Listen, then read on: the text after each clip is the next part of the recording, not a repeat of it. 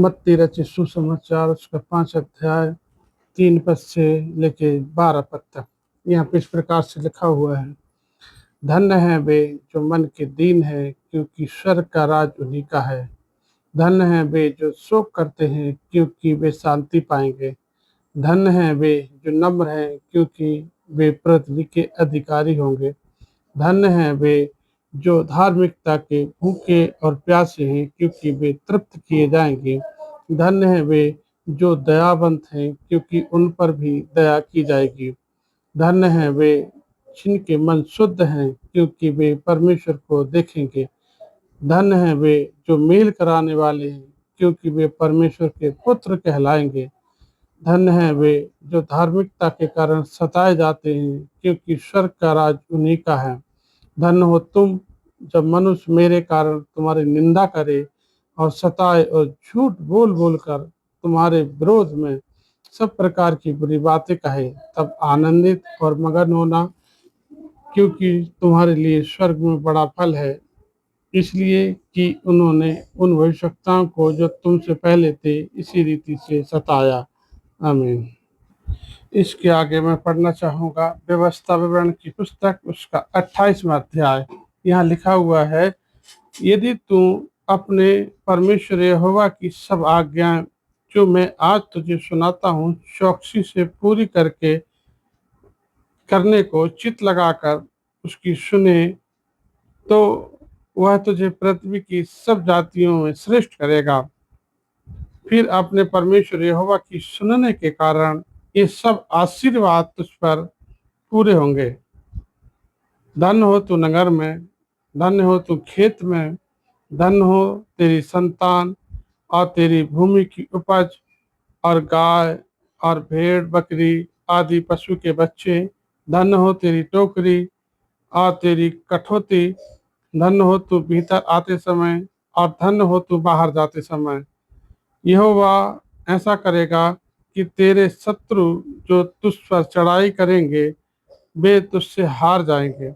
वे एक मार्ग से तुझ पर चढ़ाई करेंगे, परंतु तेरे सामने से 7 मार्ग से होकर भाग जाएंगे।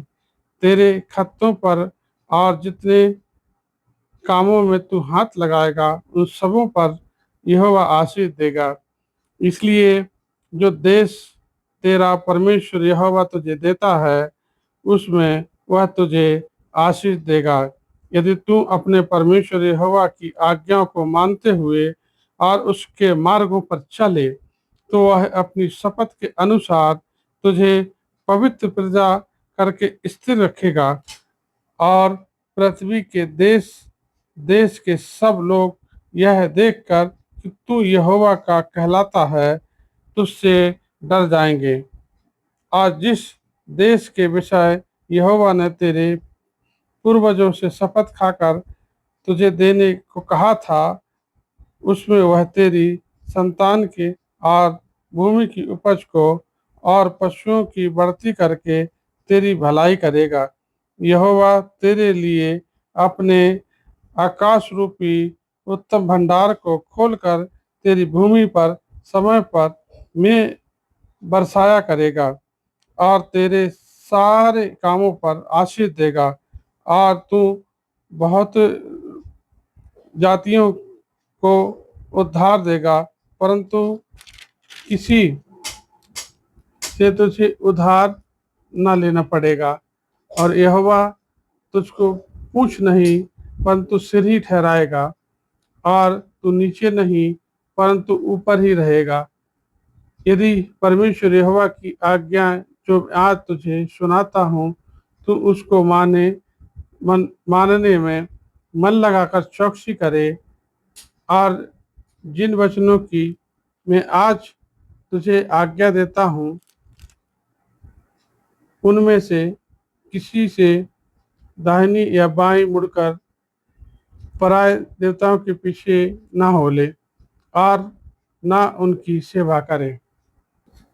परमेश्वर पिता इस सारी राशि से उन अजीजों को देना चाहता है और देता है जो उसकी इच्छा के अनुसार चलते हैं, उसके कलाम को पढ़ते हैं, उसके वचनों पर मनन करते हैं और प्रार्थना करते हैं और दिन रात परमेश्वर की महिमा के लिए खड़े रहते हैं। परमेश्वर ऐसे लोगों के लिए ये जो आशीष है अभी मैंने परमेश्वर के पवित्र शास्त्र से पढ़ी, ये हर एक उस व्यक्ति के लिए है जो प्रभु की इच्छा के अनुसार जीवन जीता है।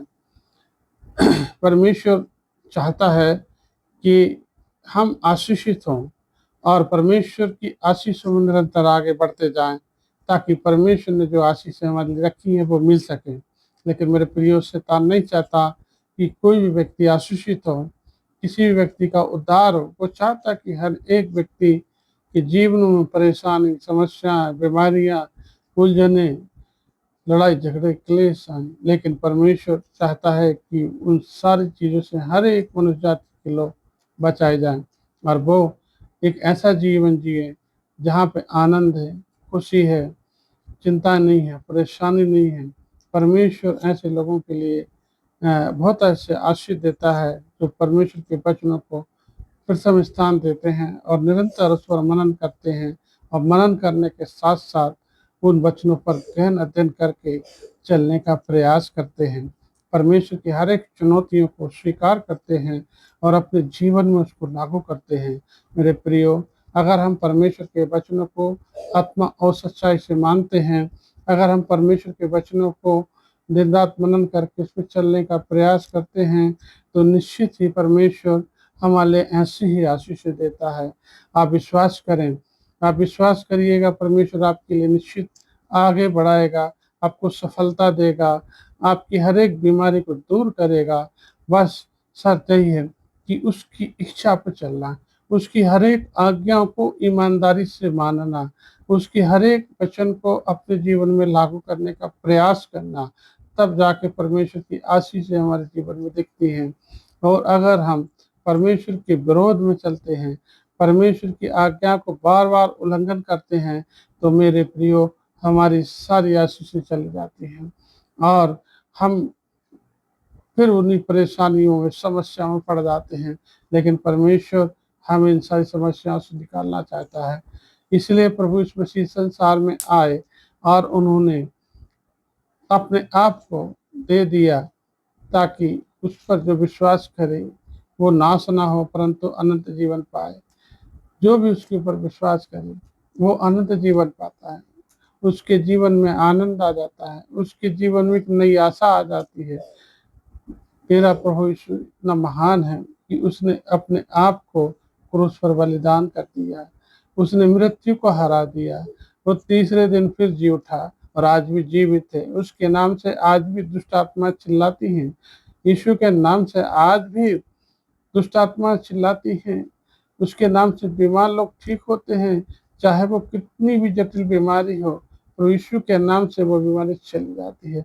सिर्फ विश्वास करें। प्रभु यीशु मसीह का वचन कहता है, परमेश्वर का वचन कहता है, तुम्हारा विश्वास अगर राई के दाने के बराबर ही होगा तो पहाड़ों से कहो हट जा, तो हट जाएंगे। बस विश्वास करिए। जब विश्वास करते हैं तो परमेश्वर उस पर आशीष देता है और हमको निरंतर आत्मिकता में आगे बढ़ाता है। मेरे अजीजों, आज समय है कि हम पूरे दिन भर परमेश्वर के इन वचनों पर मनन करें और हम उस पर चलें, ताकि परमेश्वर की ओर से जो आशीष हमारे लिए ठहराई गई हैं वो हमसे छीनी न जाए। हमारा जो नाम प्रभु यीशु मसीह ने, परमेश्वर ने जीवन की पुस्तक में लिखा है, काटा ना जाए। तब हम जीवन भर परमेश्वर की आज्ञा अनुसार चलेंगे, तब जाके वो आशीष मिलेगी। प्रभु आप सबों को आशीष दें वचनों के द्वारा। आइए छोटी सी दुआ करें। सर्वशक्तिमान दयालु परमेश्वर पिता, हम आपका धन्यवाद करते हैं, आपकी महिमा स्तुति करते हैं, धन्यवाद देते हैं सारी आशीषों के लिए, धन्यवाद देते हैं आज के इस पवित्र वचन के लिए।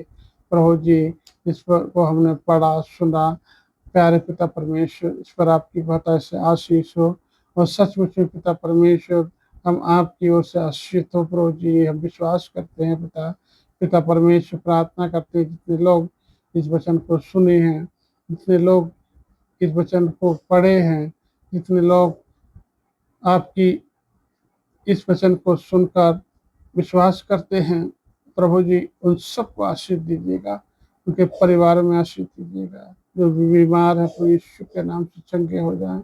पिता परमेश्वर, आपके वचन की भूख और प्यास उनके जीवन में बढ़ जाए। पिता उन्हें तृप्त कर अपने वचनों से, प्यारे प्रभु जी। पिता परमेश्वर, ताकि प्रभु जी आपको महिमा मिल सके। यीशु राजा, हम आपका धन्यवाद, आपकी महिमा, आपकी स्तुति करते हैं। पिता परमेश्वर, जिनकी जो जरूरतें हैं प्रभु जी, उन्हें आप पूरा करें। विशेष तौर से पिता, हर एक व्यक्ति को शैतान के हर एक चाल से, शैतान के हर एक फंदों से आप उन्हें बचाइएगा प्रभु जी। हर प्रकार की मानसिक टेंशन प्रभु यीशु के नाम से नष्ट हो जाए। हर प्रकार की समस्याएं प्रभु यीशु के नाम से नष्ट हो जाएं।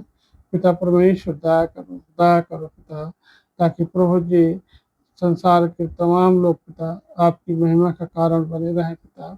पिता परमेश्वर, पूरे दिन भर पिता सबको संभालें, सबकी सहायता करें, सबकी मदद करें, और हर प्रकार की आशीषों से पिता परमेश्वर ने आशीषित कीजिएगा प्रभु जी। हर प्रकार की समस्याओं से, हर प्रकार की बुराइयों से, हर प्रकार की समस्या और पिता हर प्रकार की दुर्घटनाओं से उन्हें बचा के रखे प्रभु जी, ताकि प्रभु जी आपको महिमा मिलने पाए।